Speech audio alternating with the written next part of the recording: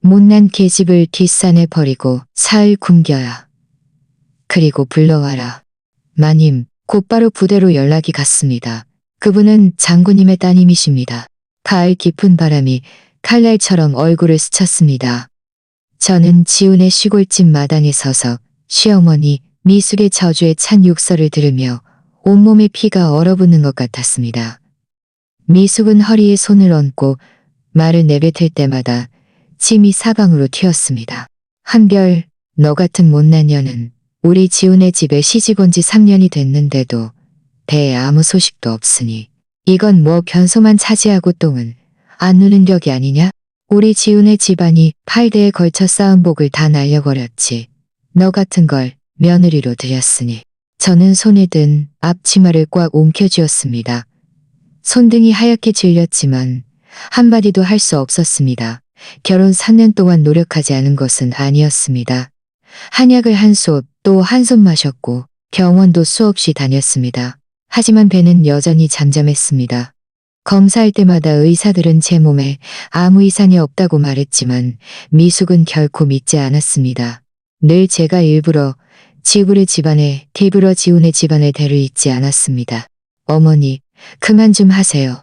한별 씨도 이러고 싶어서 그러는 건 아니잖아요. 남편 지훈이 방에서 걸어 나오며 힘없이 띄엄띄엄 말했습니다. 마치 저를 대충 위로하는 것 같았습니다. 저는 고개를 들어 지훈을 한번 바라봤습니다. 마음속은 얼음장처럼 차가웠습니다. 이 남자는 제가 집안의 반대에도 불구하고 고집스레 결혼하겠다고 했던 사람이었습니다. 하지만 결혼 후 그는 미숙 앞에서 단 한 번도 저를 변호해 준 적이 없었습니다. 미숙이 저를 괴롭힐 때마다 그는 숨거나 미숙은 지훈의 말에 더욱 화가 치밀었습니다. 그는 고개를 돌려 지훈을 노려보며 말했습니다. 너는 아직도 그 계집을 감싸는 것이냐? 그 계집의 배가 소식이 없으니 우리가 뚱뚱한 손자를 안아보지 못하는 것 아니냐? 오늘은 내가 기어코 그 계집에게 따끔한 맛을 보여줘야겠다. 말을 마치며 미숙은 마당 한쪽에 박영감에게 손짓하며 큰 소리로 말했습니다. 박영감, 저 못난 계집을 뒷산에 던져버려라. 사흘 밤낮을 굶겨서 정신 차리게 해라. 언제쯤 잘못을 뉘우치는지 보고 그때 다시 데려오너라. 박영감은 깜짝 놀라며 연신 손을 내저었습니다. 마님, 이러시면 안 됩니다. 뒷산이 얼마나 위험한데요. 밤에는 맹수도 나타나는데 사모님을 거기에 버려두면 큰일 납니다. 큰일이나? 미숙은 비웃으며 말했습니다. 그 계집이 정말 그런 운명이라면 죽어도 자업자득이다. 박영감, 내가 말하는데 오늘 그 계집을 뒷산에 던져버리지 않으면 너도 우리 지훈의 집을 더 이상 있을 생각 마야. 박영감은 난감한 표정을 지었습니다. 미숙을 바라보고 저를 바라보는 그의 눈빛에는 난처함이 가득했습니다. 저는 깊이 숨을 들이쉬고 박영감 앞으로 다가가 나지막이 말했습니다. 박영감, 난처해하지 마세요. 제가 박영감과 함께 갈게요. 3년 동안 이 집에 있으면서 남의 눈치를 보고 천대받는 생활에 지쳤어요. 미숙의 모진 말과 지훈의 냉담함은 이미 제 마음속의 모든 정을 바싹 말려버렸어요. 미숙이 저를 뒷산에서 반성하게 하고 싶다면 그렇게 하죠. 그저 스스로 완전히 마음을 접을 기회라고 생각할래요. 지훈은 잠시 멍하니 서 있었습니다. 제가 이렇게 쉽게 동의할 줄은 몰랐던 모양입니다. 그는 눈살을 찌푸리며 말했습니다. 한별 씨, 충동적으로 그러지 마. 어머니도 그저 화가 나서 그러는 거야. 내가 다시 설득해 볼게. 됐어요. 저는 그의 말을 끊었습니다.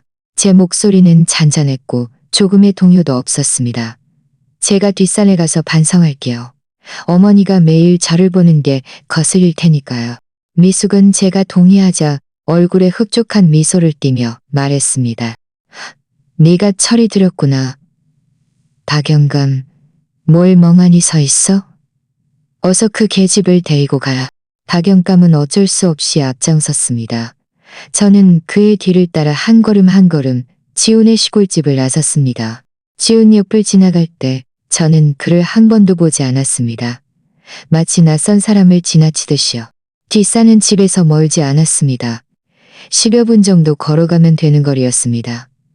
산길은 험하고 곳곳에 마른 나뭇가지와 낙엽이 쌓여 있어 걷기가 힘들었습니다. 박영감은 천천히 걸으며 가끔 뒤를 돌아 저를 바라보았습니다. 할 말이 있는 듯했지만 결국 아무 말도 하지 않았습니다. 비교적 평탄한 곳에 이르자 박영감은 걸음을 멈추고 몸을 돌려 말했습니다. 사모님, 이쯤에서 기다리시죠. 제가 돌아가서 마님께 사모님이 뒷산에 도착했다고 말씀드릴게요. 며칠 뒤에 몰래 먹을 것을 가져다 드릴게요. 저는 박영감을 바라보며 마음속으로 약간의 고마움을 느꼈습니다. 고마워요, 박영감. 괜찮아요. 그냥 시어머니가 말씀하신 대로 해요. 저를 여기 두고 가시면 돼요. 박영감은 한숨을 쉬며 말했습니다. 사모님, 저를 원망하지 마십시오. 저도 어쩔 수 없었습니다. 뒷사는 밤에 추우니 몸조심하십시오. 말을 마치고 그는 몸을 돌려 돌아갔습니다. 몇 걸음 걷다가 다시 저를 한번 돌아보고는 걸음을 재촉하여 살림 속으로 사라졌습니다. 바람이 점점 거세졌습니다. 주위의 나뭇잎들이 바스락거리는 소리가 마치 어둠 속에 무언가가 저를 노려보고 있는 것 같았습니다. 저는 큰 나무를 찾아 나무줄기에 기대어 앉았습니다. 주머니에서 작은 위성 전화를 꺼냈습니다. 이것은 아버지가 제게 주신 것이었습니다. 아버지는 어떤 위험에 처하든지 이 전화로 전화만 하면 즉시 저를 구하러 오실 것이라고 말씀하셨습니다. 처음에 제가 지훈의 집에 시집 왔을 때 지훈이 제가 권세를 등에 업고 남을 괴롭힌다고 생각할까봐 저는 제 신분을 숨겼습니다. 그저 집안이 소규모 사업을 한다고만 말했습니다. 이제와 생각하니 정말 우스웠습니다. 저는 위성 전화를 꺼내 익숙한 번호를 눌렀습니다. 전화는 곧바로 연결되었습니다. 아버지의 침착한 목소리가 전화에서 들려왔습니다. 한별아, 이 시간에 웬 전화냐? 무슨 일이라도 생긴 것이냐? 아버지의 목소리를 듣자 3년 동안 쌓였던 억울함이 한꺼번에 밀려왔습니다. 눈물이 왈칵 쏟아졌습니다. 그들이 저를 뒷산해버렸어요. 사흘 밤낮을 굶고 반성하래요. 아버지의 목소리는 순간 엄해졌습니다. 뭐라고? 누가 너를 뒷산해버렸다는 것이냐? 너는 지금 어디에 있느냐? 제 시어머니요. 제가 3년 동안 임신하지 못했다고 저를 뒷산해버렸어요. 지훈의 시골집 뒤편 뒷산인데 정확한 위치는 저도 잘 모르겠어요. 저는 흐느끼며 말했습니다. 두려워하지 마야, 한별아. 그 자리에 가만히 있어라. 내가 당장 사람을 보내 너를 데리러 갈 것이다. 아버지의 목소리에는 반박할 수 없는 위험이 실려 있었습니다. 누가 감히 내 딸을 괴롭히는 것이냐? 내가 반드시 그 대가를 치르게 할 것이다. 전화를 끊고 저는 위성 전화를 다시 주머니에 넣었습니다. 나무줄기에 기대어 점점 어두워지는 하늘을 바라봤습니다. 마음속에는 더 이상 아무런 두려움도 없었습니다. 얼마 지나지 않아 누군가 저를 데리러 올 것이라는 것을 알았습니다. 그리고 지훈의 집안과 지훈은 곧 자신들의 행동을 후회하게 될 것입니다. 전화를 끊자 산속의 바람은 더욱 거세졌습니다. 마른 잎사귀들이 얼굴에 부딪히며 차갑고 아팠습니다. 저는 위성 전화를 몸에 밀착된 주머니에 넣고 얇은 겉옷을 여미며 큰 나무줄기에 기대어 조용히 기다렸습니다. 하늘은 점점 어두워졌고 이내 완전히 깜깜해졌습니다. 산속의 밤은 유난히 고요했습니다. 바람소리 외에는 가끔 들려오는 알 수 없는 맹수들의 울음소리가 사람의 마음을 섬뜩하게 했습니다. 평소 같으면 벌써 겁에 질려 온몸을 떨었겠지만 지금 제 마음속에는 평온함과 희미한 기대감만이 있었습니다. 아버지는 말한 대로 실천하는 분이시니 반드시 빨리 사람을 보내 저를 데리러 오실 전하는 분이시니 예전 집에 있을 때 제가 실수로 한번 넘어져도 아버지는 반나절 동안 걱정하셨습니다. 이제 제가 이런 곳에 버려져 억울함을 당했으니 아버지는 분명 엄청나게 화가 나셨을 겁니다. 대략 30여 분이 지났을까 멀리서 갑자기 자동차 엔진 소리가 들려왔습니다. 그리고 어둠을 뚫고 살림속을 비추는 눈부신 불빛도 보였습니다. 저는 순간 정신이 번쩍 들었습니다. 아버지가 보낸 사람들이 도착했다는 것을 알았습니다. 그 불빛은 점점 가까워졌고 엔진 소리도 점점 또렷해졌습니다. 이내 몇 대의 군용 지프차가 멀지 않은 산길에 멈춰 섰습니다. 차 문이 열리고 위장복을 입은 건장한 군인들이 빠르게 걸어왔습니다. 손에는 손전등을 들고 있었습니다. 선두에는 아버지의 경호원인 강상사님이 있었습니다. 저는 그를 알고 있었습니다. 강상사님은 저를 한눈에 알아보고는 빠르게 달려와 다급한 목소리로 말했습니다. 아가씨, 괜찮으세요? 드디어 찾았습니다. 익숙한 사람을 보자 팽팽하게 긴장했던 신경이 드디어 풀렸습니다. 눈가가 뜨거워졌지만 고개를 저으며 말했습니다. 강상사님, 괜찮아요. 그냥 좀 추워서요. 강상사님은 황급히 자신의 위장복 겉옷을 벗어 제게 걸쳐주었습니다. 겉옷에서는 그의 체온이 남아있어 순식간에 제 몸의 한기를 몰아냈습니다. 그는 말했습니다. 아가씨, 장군님께서 아가씨 전화를 받으시고는 크게 걱정하셨습니다. 당장 저희에게 부대를 이끌고 오라고 하셨고 특별히 따뜻한 옷과 먹을 것을 챙기라고 하셨습니다. 말을 마치며 그는 뒤에 있는 군인들에게 지시했습니다. 어서 가져온 따뜻한 죽과 뜨거운 물을 가져와라. 한 군인이 보온병을 들고 빠르게 달려왔습니다. 안에는 김이 모락모락 나는 죽과 찐빵이 있었습니다. 정말 배가 고팠습니다. 저는 보온병을 받아 작게 한 입 한 입 먹기 시작했습니다. 따뜻한 음식이 위로 들어가자 몸속에 점차 온기가 돌았고 마음속의 억울함도 사라졌습니다. 제가 음식을 먹고 있을 때 멀지 않은 산길에 갑자기 또 다른 사람의 그림자가 나타났습니다. 손에는 손전등을 들고 비틀거리며 이쪽으로 걸어왔습니다. 자세히 보니 박영감이었습니다. 박영감은 돌아가 미숙에게 보고한 후에도 마음이 계속 불안했습니다. 그는 뒷산이 밤에 얼마나 위험한지 알고 있었고 저를 도저히 안심할 수 없었습니다. 그래서 몰래 집에서 먹을 것을 좀 챙겨 어둠을 틈타 저에게 가져다 주려 했던 것입니다. 예상치 못하게 중간쯤 왔을 때 산속의 불빛을 보았고 자동차 엔진 소리도 들었습니다. 궁금증의 소리를 따라 찾아온 것이었습니다. 박영감은 눈앞의 광경을 보고는 온몸이 얼어붙었습니다.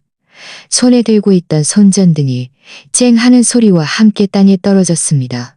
그는 눈을 크게 뜨고 위장복을 입은 군인들을 바라보고 그들에게 둘러싸여 군복을 걸치고 있는 저를 바라보았습니다. 입술은 떨렸고 한마디도 할 수 없었습니다.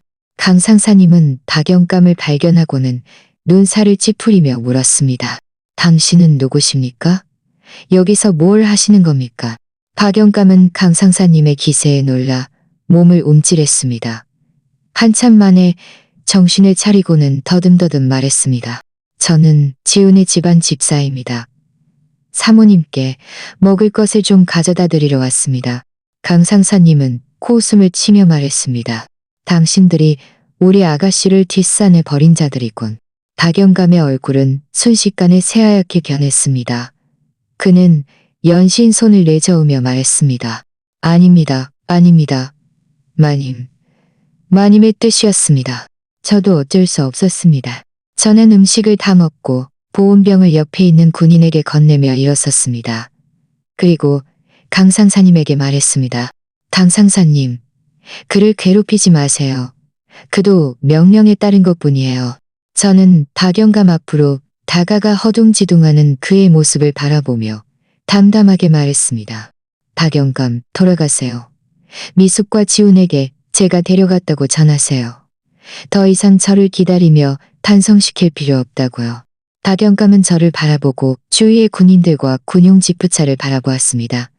그의 눈빛에는 경악과 의문이 가득했습니다. 그는 아마도 평범한 소규모 사업을 하는 집안 출신이라고 생각했던 며느리가 어떻게 이렇게 많은 군인들을 알고 아가씨라고 불리는지 이해할 수 없었던 모양입니다. 사모님은 도대체 어떤 분이십니까? 박영감이 떨리는 목소리로 물었습니다. 저는 대답하지 않았습니다. 그저 강상사님에게 말했습니다. 강상사님, 가요. 강상사님은 고개를 끄덕이며 뒤에 있는 군인들에게 말했습니다. 아가씨를 보호하며 차에 태워라. 몇 명의 군인들이 즉시 저를 둘러싸고 지프차 방향으로 걸어갔습니다. 저는 뒤를 돌아 박영감을 한번 바라봤습니다. 그는 여전히 그 자리에 멍하니 서 있었고 마치 나무 기둥처럼 손에 든 음식이 땅에 떨어졌는데도 알아차리지 못했습니다. 저는 지프차 뒷좌석에 앉았고 강상사님은 제 옆에 앉았습니다. 차는 부드럽게 시동이 걸려 산길을 따라 산 아래로 내려갔습니다. 차창 밖으로 박영감의 모습이 점점 작아지더니 결국 어둠 속으로 사라졌습니다. 강상사님이 말했습니다. 아가씨, 장군님께서는 이미 군부대 관사에서 기다리고 계십니다. 특별히 아가씨가 좋아하시는 음식을 준비하라고 하셨습니다.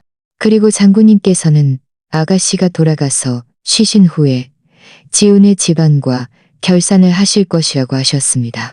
저는 고개를 끄덕이며 말했습니다. 고마워요, 강상사님. 아버지께도 감사하다고 전해주세요. 차는 곧 산을 벗어나 평탄한 도로로 접어들었습니다. 길가의 불빛이 점차 밝아지며 제 얼굴의 표정을 비추었습니다.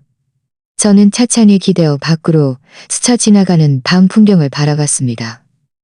마음속은 완전히 맑았습니다. 3년간의 결혼 생활, 저는 바보처럼 소희 사랑을 위해 신분을 숨기고 억울함을 참아왔습니다. 돌아온 것은 이런 결과뿐이었습니다. 이제와 생각하니 정말 가치 없는 일이었습니다. 지훈의 시골집에서는 박영감이 비틀거리며 돌아왔습니다. 그때 미숙과 지훈은 거실에서 차를 마시며 제가 뒷산의 고통을 견디지 못하고 울면서 돌아와 용서를 비는 광경을 기다리고 있었습니다. 박영감의 허둥지둥하는 모습을 보자 미숙은 눈살을 찌푸리며 짜증스럽게 말했습니다. 뭘 그렇게 허둥대. 그 계집이 벌써 못 참고 울면서 돌아오겠다고 하는 것이냐. 박영감은 거친 숨을 몰아쉬며 얼굴이 새하얗게 질린 채 말했습니다.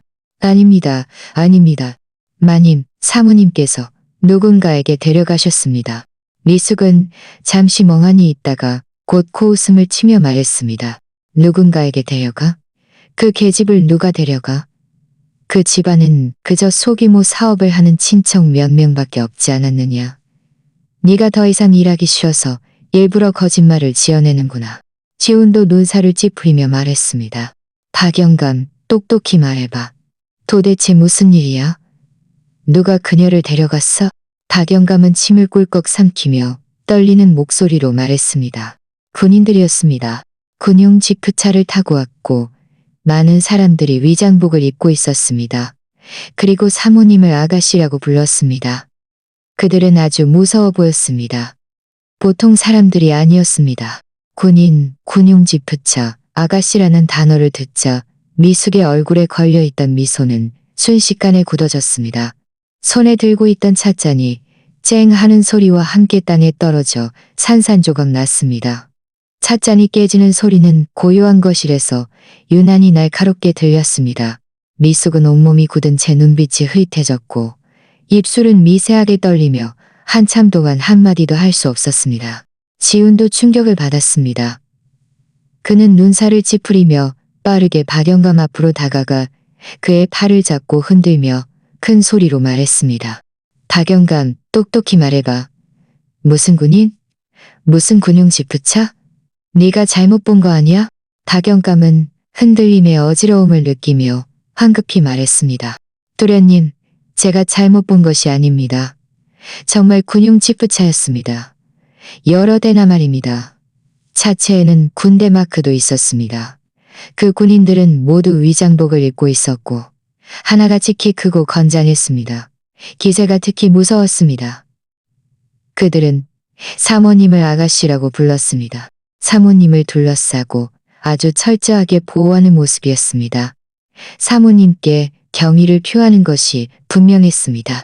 지훈의 손이 천천히 풀렸습니다. 그의 얼굴색도 나빠졌습니다.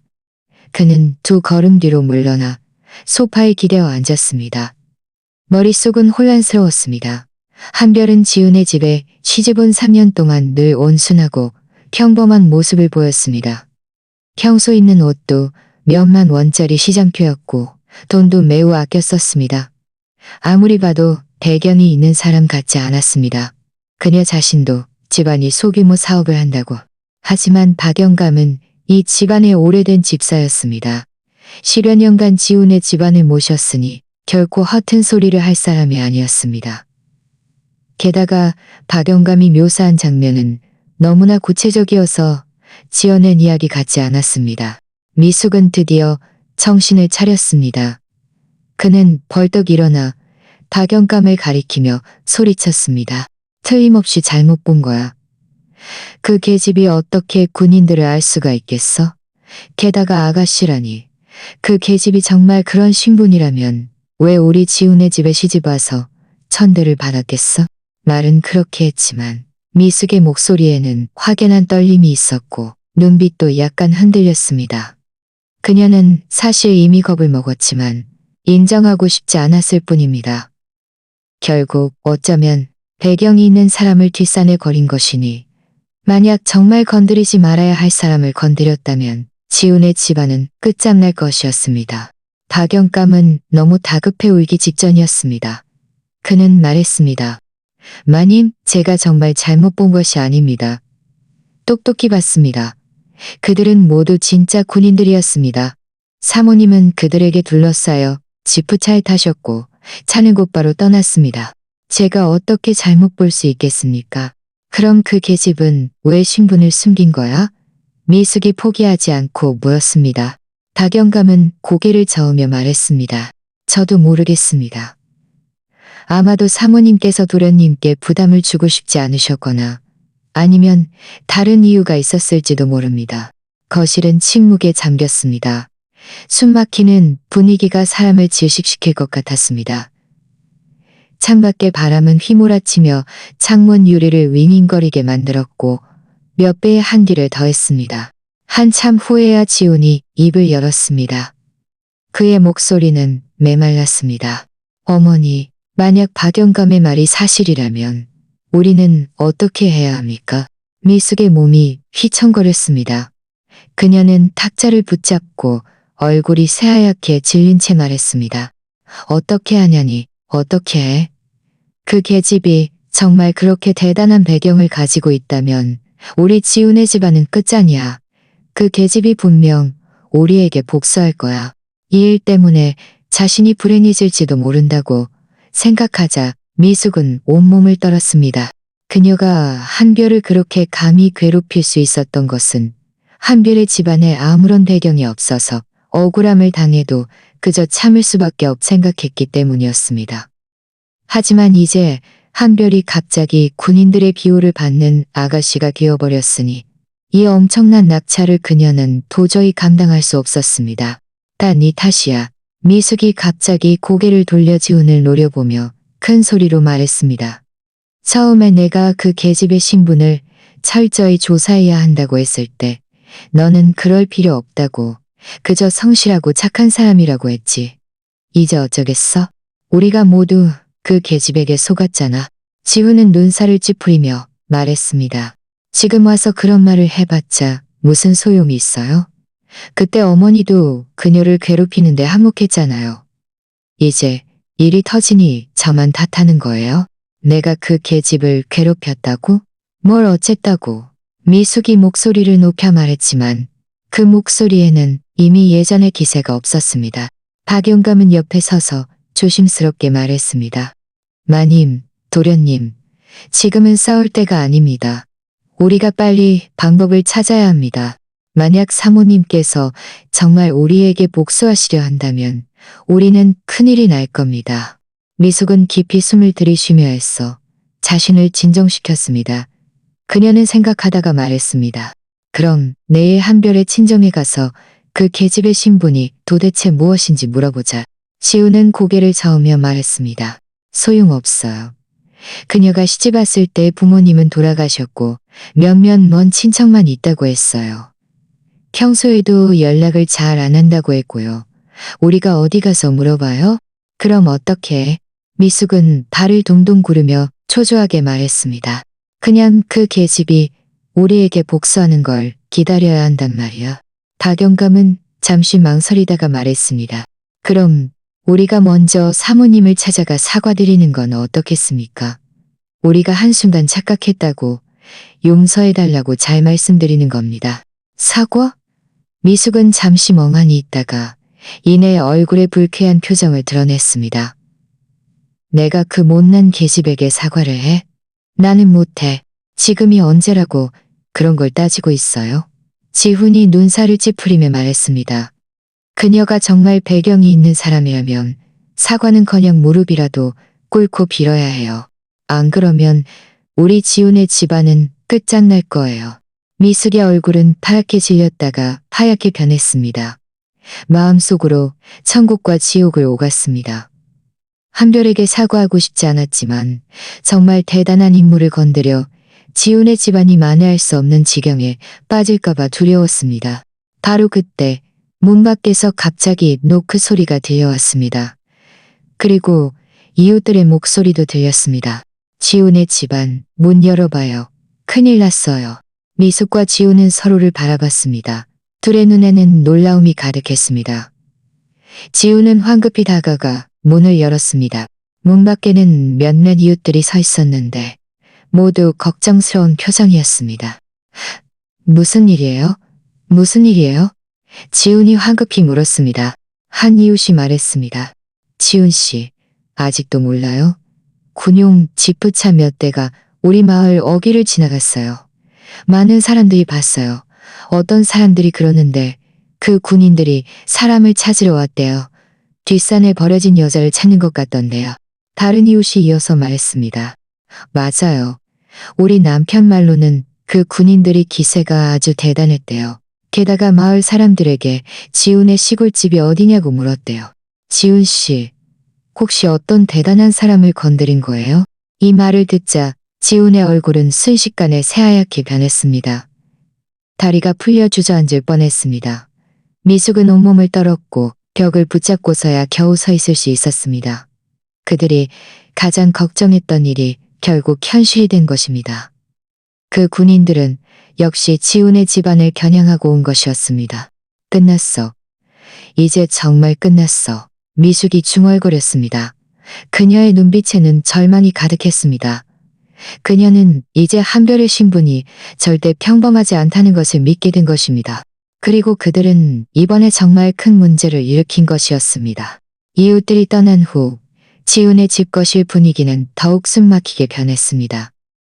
미숙은 의자에 앉아 계속 끝났어라고 중얼거렸고 눈물도 멈추지 않고 흘러내렸습니다.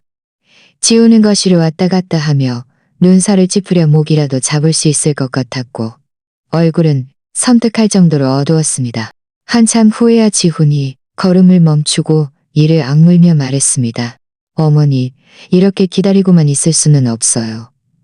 우리가 한별 씨에게 먼저 사과하러 가야 해요. 그녀가 어떤 신분이든 그녀가 우리를 용서해 주기만 한다면 모든 것을 되돌릴 수 있는 여지가 아직 있어요. 미숙은 울어서 엉망이 된 얼굴을 들고 더듬거리며 말했습니다. 하지만 우리가 그녀가 어디 있는지 모르잖아. 그 군인들이 그녀를 데려갔는데 우리가 어디 가서 그녀를 찾아? 생각해봐요. 지훈은 눈살을 찌푸리며 잠시 생각했습니다. 그러다가 갑자기 눈이 번쩍 뜨였습니다. 맞아. 한별 씨가 시집 왔을 때 시내에 사는 먼 친척이 있다고 한번 말했던 것 같아요. 어쩌면 지금 그곳에 있을지도 몰라요. 우리 내일 아침 일찍 시내에 가서 찾아봐요. 샅샅이 뒤져서라도 그녀를 찾아야 해요. 이게 지금 유일한 방법이에요. 미숙은 고개를 끄덕이며 눈물을 닦고 말했습니다. 좋아, 내일 우리가 가자. 어떻게든 그녀에게 용서를 빌어야 해. 다음 날 아침 일찍 날이 밝자마자 지훈은 미숙을 데리고 시내로 출발했습니다. 그들은 희미한 기억을 더듬어 아파트 단지를 하나하나 찾아다니고 사람들을 하나하나 물어봤습니다. 아침부터 오후까지 다리가 아프고 목이 쉬도록 돌아다녔지만 한별의 소식은 전혀 찾을 수 없었습니다. 그들이 거의 절망에 빠졌을 때 지훈은 갑자기 무언가 생각난 듯 미숙을 잡아 끌며 말했습니다. 어머니, 우리 군부대 관사 근처에 가서 물어봐요. 그 군인들이 그녀를 데려갔으니 그녀는 분명 그곳에 살고 있을 거예요. 두 사람은 다시 지체 없이 시내 중심에 있는 군부대 관사문 앞으로 달려갔습니다.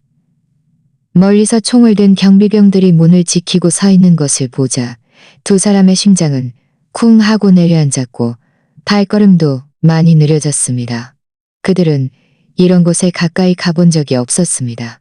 지우는 심호흡을 하고 미숙을 잡아 끌고 다가가 경비병에게 조심스럽게 말했습니다. 동지, 저희가 사람을 찾고 있습니다. 경비병은 경계하는 눈빛으로 그들을 위아래로 훑어보며 차갑게 말했습니다. 누구를 찾으십니까? 예약하셨습니까? 저희는 한별 씨를 찾고 있습니다. 그녀는 제 아내입니다. 지훈이 황급히 말했습니다. 어젯밤에 당신들 부대 사람들이 그녀를 뒷산에서 데려갔습니다. 저희는 그녀에게 사과하러 왔습니다. 한별이라는 이름을 듣자 경비병의 눈빛이 변했습니다. 그는 그들을 위아래로 다시 한번 살핀 후 말했습니다. 여기서 기다리십시오. 제가 보고하겠습니다.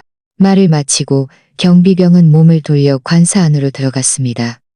미숙과 지우는 문 앞에 서서 온몸을 떨었고 손바닥에는 식은땀이 흘렀습니다.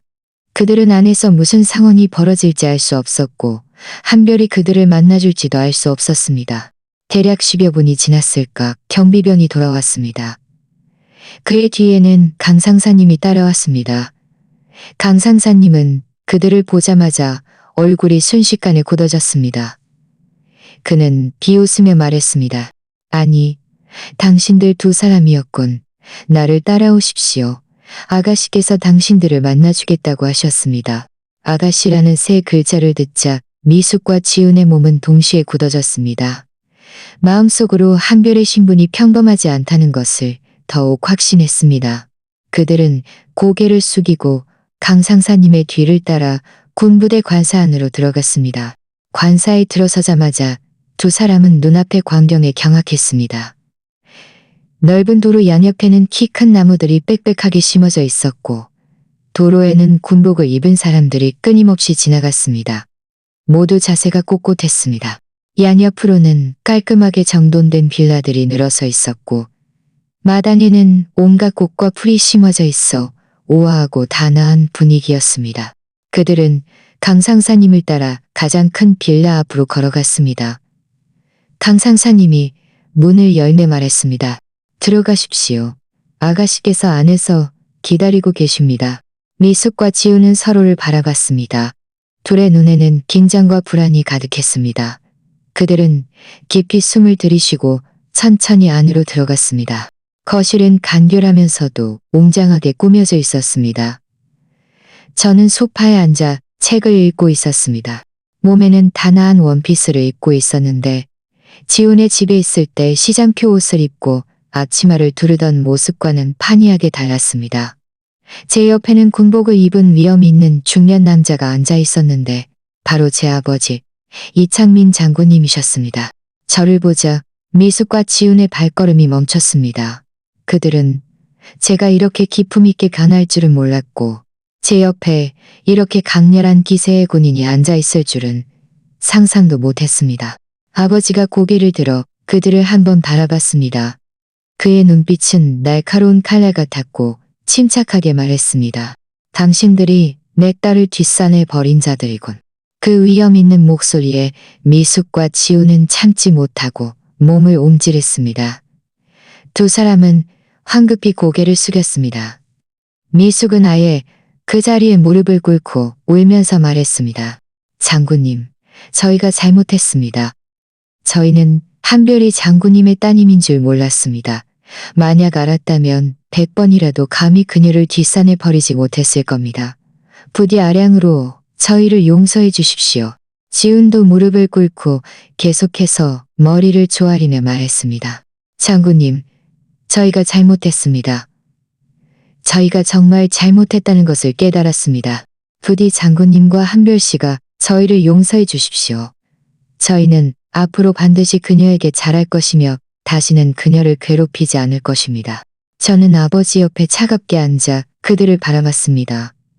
제 목소리는 평온했지만 비웃음이 섞여 있었습니다. 이제 와서 잘못을 알았다고요? 처음에 저를 뒷산에 버릴 때는 오늘 같은 날이 올 거라고는 생각 못했나요? 미숙은 고개를 들어 눈물 범벅이 된 얼굴로 저를 바라보며 말했습니다. 한별아, 내가 잘못했다는 것을 알아. 내가 바보 같았어. 네가 임신하지 못했다고 해서 너를 괴롭히지 말았어야 했고 더더욱 너를 뒷산에 버리지 말았어야 했어. 이번 한 번만 용서해 주렴. 내가 앞으로 너를 친딸처럼 대할게. 다시는 너에게 아이 낳으라고 강요하지 않을게. 친딸처럼. 저는 비웃으며 말했습니다. 당신이 감히? 미숙, 지난 3년 동안 당신이 저에게 어떻게 했는지 잊지 마세요. 당신은 저에게 매일 새벽같이 일어나 일하게 했고 당신들이 남긴 음식을 먹게 했으며 온 가족의 옷을 빨게 했어요. 조금이라도 마음에 들지 않으면 저에게 욕설을 퍼부었죠. 이 모든 것을 잊었나요? 미숙의 얼굴은 순식간에 붉어졌습니다. 부끄러움에 고개를 숙이고 한마디도 할 수 없었습니다. 아버지는 제 손을 토닥이며 화내지 말라는 듯 신호를 보냈습니다. 그리고 그들을 향해 위험 있는 목소리로 말했습니다. 내 딸이 당신들 지훈의 집안에 시집간 것은 당신들과 잘 살고 싶어서였다. 그런데 당신들은 이렇게 대우하는 것이냐? 당신들은 내 딸 이한별이 언제 이런 억울함을 겪어봤다고 생각하느냐? 이창민? 지훈은 벌떡 고개를 들었습니다. 눈은 휘둥그레졌고 얼굴에는 경악과 공포가 가득했습니다. 설마 대명사 이창민 장군님이십니까? 이창민이라는 이름은 이 지역에서 모르는 사람이 없을 정도로 유명했습니다. 그는 군단의 장군으로 막강한 권력을 쥐고 있었고 백성들의 존경을 한몸에 받고 있었습니다. 지우는 자신의 아내가 이창민 장군님의 따님일 줄은 꿈에도 생각지 못했습니다. 그는 온몸이 흐물흐물해져 주저앉을 뻔했습니다. 입속에서 계속 끝났어. 라고 중얼거렸습니다. 미숙도 충격을 받았습니다. 그녀는 이창민이라는 이름을 들어본 적은 없었지만 지훈의 반응으로 보아 이 남자의 신분이 결코 평범하지 않다는 것을 알 수 있었습니다. 그녀는 더욱 심하게 울면서 계속해서 머리를 조아리며 말했습니다. 이창민 장군님, 부디 저희를 용서해 주십시오.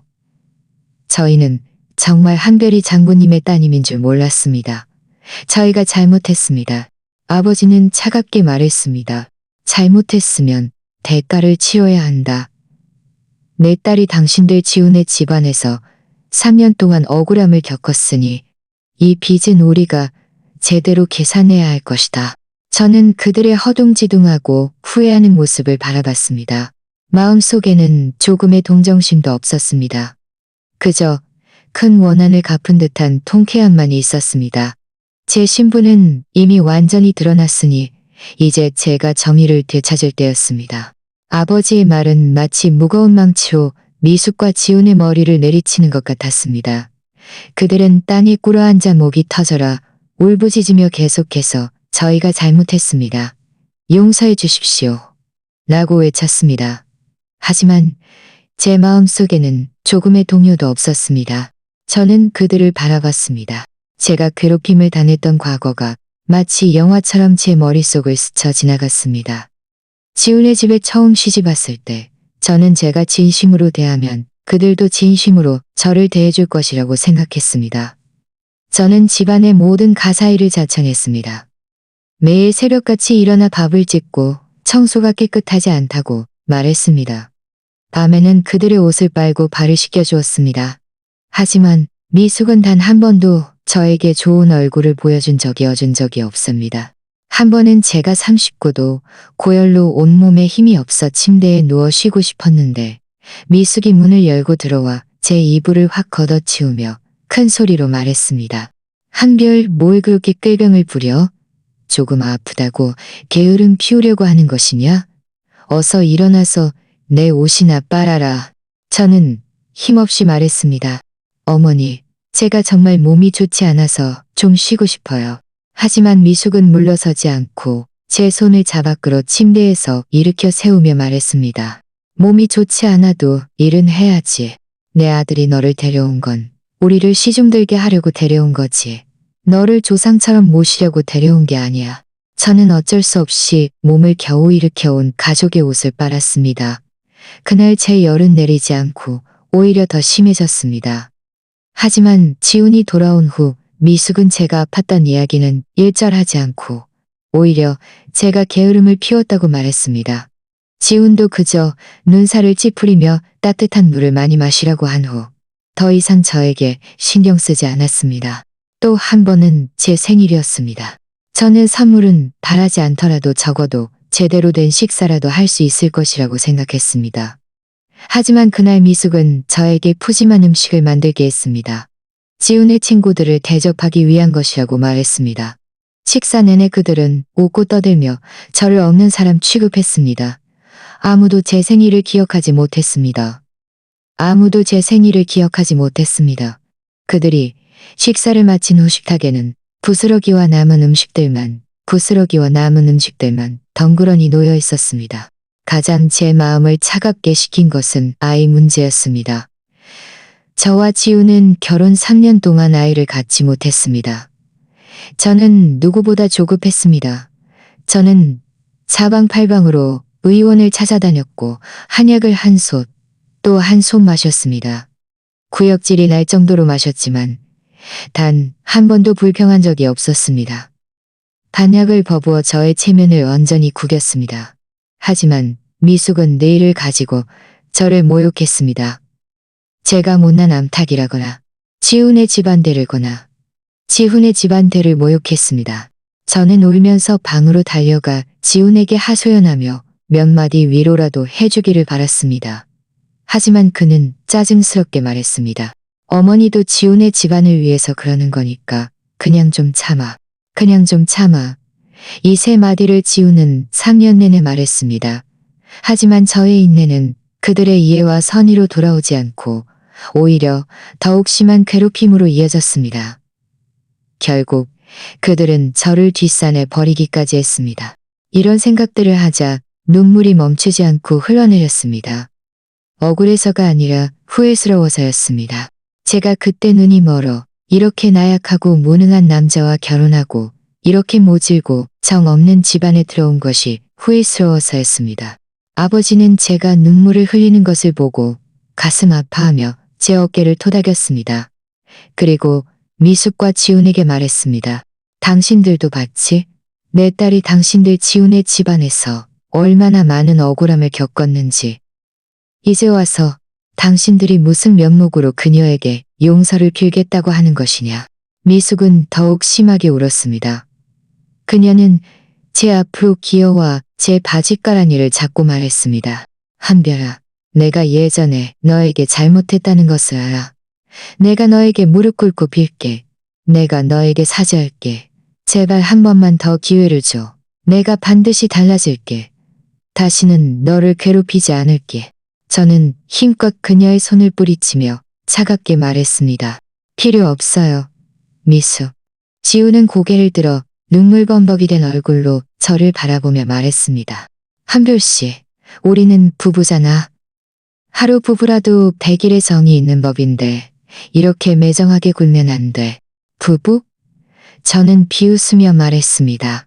지훈, 당신은 아직도 저에게 부부라는 말을 할 염치가 있어요. 지난 3년 동안 당신은 남편으로서의 책임감을 단 한 번이라도 다한 적이 있어요?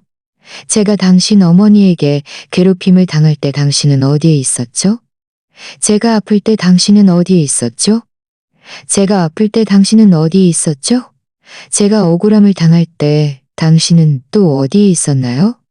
당신은 저에게 참으라고 하는 것 외에 또 뭘 할 줄 알았어요? 제 말에 그는 할 말을 잃고 고개를 숙였습니다.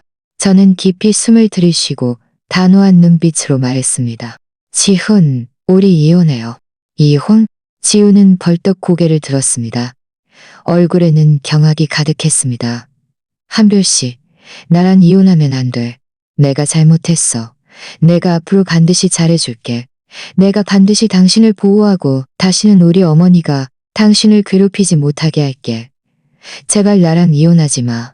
미숙도 말했습니다. 맞아. 한별아, 이혼하면 안 돼. 네가 지훈이랑 이혼하면 앞으로 어떻게 살 거야? 우리 지훈의 집안은 너 없이는 안 돼. 제발 부탁이야. 이혼하지 마. 그들은 이제 겁을 먹고 이혼하고 싶지 않은 모양이었습니다. 하지만 처음에 저를 쓰레기처럼 뒷산에 버릴 때는 오늘 같은 날이 올 거라고는 생각 못 했던 걸까요? 저는 차갑게 말했습니다. 제가 당신들과 이혼하는 것은 충동적인 결정이 아니에요. 깊이 생각한 후의 결정이에요. 지난 3년간의 결혼 생활은 저에게 악몽과 같았어요. 저는 이제 이 악몽에서 빨리 벗어나고 싶을 뿐이에요. 아버지도 입을 열어 말했습니다. 나는 내 딸의 결정을 지지한다. 당신들 지훈의 집안은 내 딸이 계속 머물 자격이 없다. 이혼 문제는 논의할 여지가 없다. 지훈은 저의 단호한 눈빛을 바라보고 또 기세가 위험 있는 아버지를 바라봤습니다. 제가 이혼을 결심했다는 것을 알았습니다.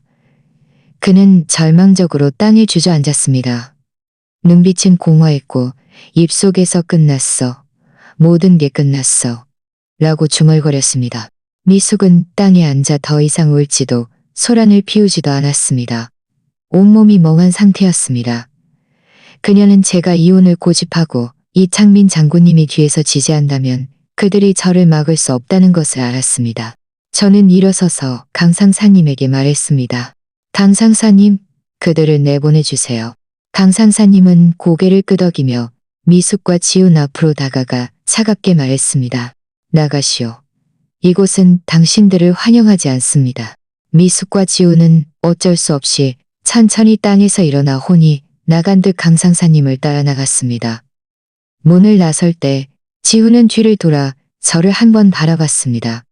그의 눈빛에는 후회와 불만이 가득했지만 저는 조금의 연민도 느끼지 못했습니다. 그들이 떠난 후 거실은 조용해졌습니다. 아버지는 제 손을 잡고 안타까운 듯 말했습니다. 한별아, 억울했지? 지난 3년 동안 그렇게 고생했으니 저는 아버지의 어깨에 기대어 다시 눈물을 흘렸습니다. 억울하지 않아요. 그들에게서 드디어 벗어날 수 있게 됐으니까요. 앞으로는 다시는 그들에게 괴롭힘을 당할 일이 없을 거예요. 아버지는 제 등을 토닥이며 말했습니다. 걱정 마라. 아빠가 있는데 누가 다시 너를 괴롭힐 수 있겠느냐. 이혼 문제는 아빠가 잘 처리해 줄 것이다. 반드시 그들이 마땅한 대가를 치르게 할 것이다. 저는 고개를 끄덕였습니다. 마음속은 안정감으로 가득했습니다. 아버지가 계시니 저는 아무것도 두렵지 않았습니다. 저의 새로운 인생이 시작될 것이라는 것을 알았습니다. 지훈의 모자는 쫓겨난 후 저는 아버지의 보살핌 아래 편안하게 지냈습니다. 아버지는 제가 다시 억울함을 당할까봐 특별히 2명의 가정부를 붙여 제 식사와 생활을 돌보게 하셨고 강상사님에게 몇 명의 경비병을 보내 관사 주변을 순찰하게 했습니다. 저는 지훈의 모자가 현실을 깨닫고 조용히 이혼 절차를 밟을 것이라고 생각했습니다. 하지만 예상치 못하게 그들은 조용해지기는커녕 오히려 떼를 쓰려 했습니다.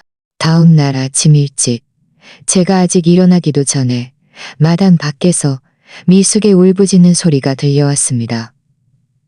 그 소리는 날카롭고 귀에 거슬렸으며 창문을 닫아도 또렷하게 들렸습니다. 저는 눈살을 찌푸리며 일어나 옷을 입고 창가로 갔습니다. 곤히 미숙이 군부대 관사문 앞에 앉아 허벅지를 치며 통곡하고 있었습니다. 지훈은 옆에 서서 고개를 숙인 채 얼굴색이 좋지 않았습니다. 주위에는 이미 지나가던 군인들과 가족들이 좋지 않았습니다. 미숙은 사람들이 모여 구경하는 것을 보자 더욱 심하게 울며 큰 소리로 외쳤습니다. 한별, 너 같은 양심 없는 계집, 은혜를 원수로 갚는구나. 우리 지훈의 집안이 너에게 잘했는데 너는 지훈이랑 이혼하겠다고? 높은 사람에게 붙으니 본분을 잊어버리는 것이냐? 우리 지훈의 집안에 면목이 있느냐? 그리고 너, 이창민, 네가 장군이라고 우리 같은 평범한 백성들을 괴롭히고 네 딸에게 우리 아들이랑 이혼하라고 강요하는 것이냐? 너는 천리에 어긋나는 짓을 하는 것이다. 그녀는 일부러 목소리를 크게 내서 모든 사람이 듣고 제 명예를 훼손하여 제가 타협하도록 강요하려 했습니다. 강상사님은 이미 소동을 듣고 몇 명의 경비병을 데리고 달려왔습니다. 미숙에게 큰 소리로 말했습니다. 여기서 뭘 그렇게 소리 지르는 겁니까?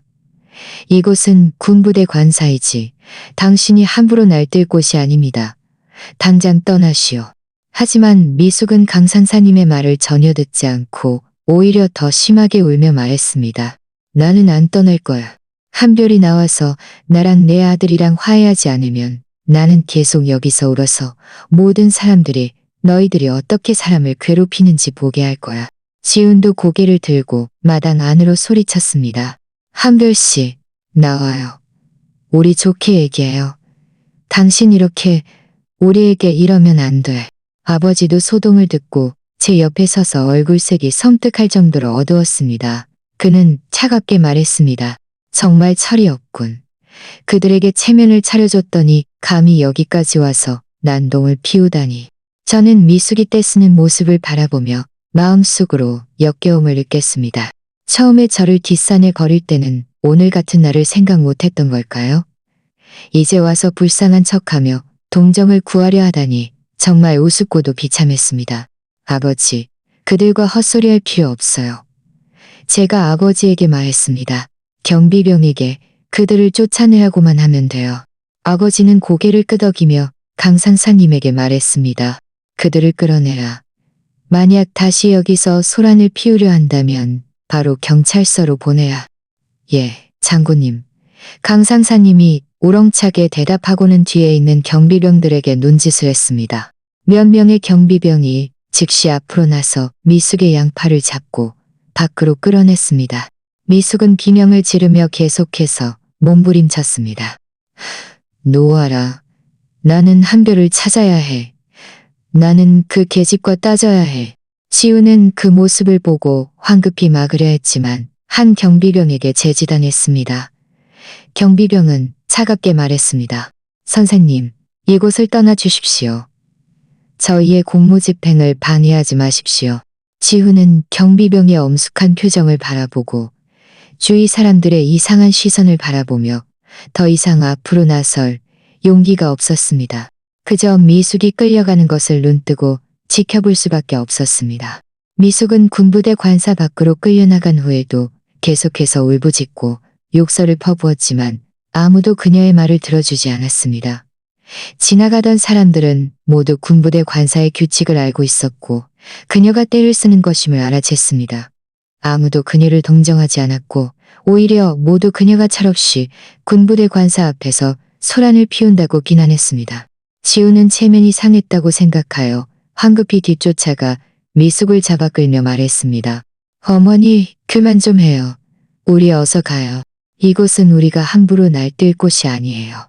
하지만 미숙은 물러서지 않고 지훈의 손을 뿌리치며 말했습니다. 나는 안 가. 나는 여기서 난리칠 거야. 나는 모든 사람들이 한별이 은희를 원수로 갚는 계집이라는 것을 알게 할 거야. 나는 그 계집의 명예를 완전히 실추시킬 거야. 바로 그때 경찰차가 한 대 다가와 그들 앞에 멈춰 섰습니다. 차 문이 열리고 2명의 경찰관이 내려와 물었습니다. 방금 누가 여기서 소란을 피웠습니까? 알고 보니 강상사님이 그들이 계속 소란을 피울까봐 미리 근처 경찰서에 전화를 해둔 것이었습니다. 지우는 경찰관들을 보자 얼굴이 새하얗게 질려 황급히 말했습니다. 경찰 동지, 아무 일도 아닙니다. 저희는 이제 갈 겁니다. 이제 갈 겁니다. 미숙은 겁에 질려 울지도 못하고 멍하니 경찰관들을 바라봤습니다. 한 경찰관이 눈살을 찌푸리며 말했습니다. 이곳은 군부대 관사문 앞입니다. 당신들이 소란을 피울 곳이 아닙니다. 당장 떠나십시오. 만약 다시 여기서 소란을 피우려 한다면 법에 따라 구류 처분할 것입니다. 예. 저희는 당장 갈 겁니다. 지우는 황급히 미숙을 잡아 끌고 빠르게 떠났습니다. 떠날 때 미숙은 군부대 관사문을 한번 돌아봤습니다. 그녀의 눈빛에는 불만과 원한이 가득했지만 더 큰 것은 공포였습니다. 그들이 떠난 후 주위의 구경꾼들도 점차 흩어졌습니다. 강상사님이 아버지 앞으로 다가와 말했습니다. 장군님, 이미 처리했습니다. 아버지는 고개를 끄덕이며 말했습니다. 잘했다. 앞으로도 조심해서 그들이 다시 와서 소란을 피워 관사의 질서를 해치지 않도록 해라. 예, 강상사님이 대답했습니다. 저는 밖에 평온을 되찾은 것을 보고 마음속으로 한숨을 쉬었습니다. 저는 이 일로 인해 지온의 모자가 조용해질 것이라고 생각했습니다. 하지만 예상치 못하게 그들은 여전히 포기하지 않았습니다. 그날 오후 저는 저에 대한 몇 가지 소문을 들었습니다. 어떤 사람들은 제가 가난을 싫어하고 부를 좋아하여 높은 사람에게 붙어 남편을 버렸다고 말했습니다. 어떤 사람들은 제가 아이를 낳지 못하여 시댁에서 쫓겨난 후 아버지의 권세를 등에 업고 시댁에 복수했다고 말했습니다. 또 어떤 사람들은 제 사생활이 복잡하여 지훈과 이혼한다고 말했습니다. 이런 소문들은 미숙과 지훈이 퍼뜨린 것임이 분명했습니다. 그들은 제 명예를 훼손하여 제가 불행해지기를 바랐던 것입니다. 아버지는 이 사실을 알고는 크게 화를 내며 말했습니다. 그들은 정말 너무하는군. 감히 너를 모함하고 기방하다니. 내가 당장 사람을 보내 그들을 혼내줄 것이다. 저는 아버지를 붙잡고 말했습니다. 그들과 똑같이 대할 필요 없어요. 헛소문은 지혜로운 자에게서 멈추는 법이에요. 그들이 퍼뜨린 이런 헛소문은 아무도 믿지 않을 거예요. 게다가 지금 우리에게 가장 중요한 것은 이혼 절차를 빨리 봐봐. 그들과 완전히 선을 긋는 것이에요. 이런 헛소문들은 우리가 증거를 내놓으면 자연스럽게 사라질 거예요. 아버지는 저를 바라보고 고개를 끄덕이며 말했습니다. 역시 내 딸이 현명하군. 좋아, 네 말대로 하자.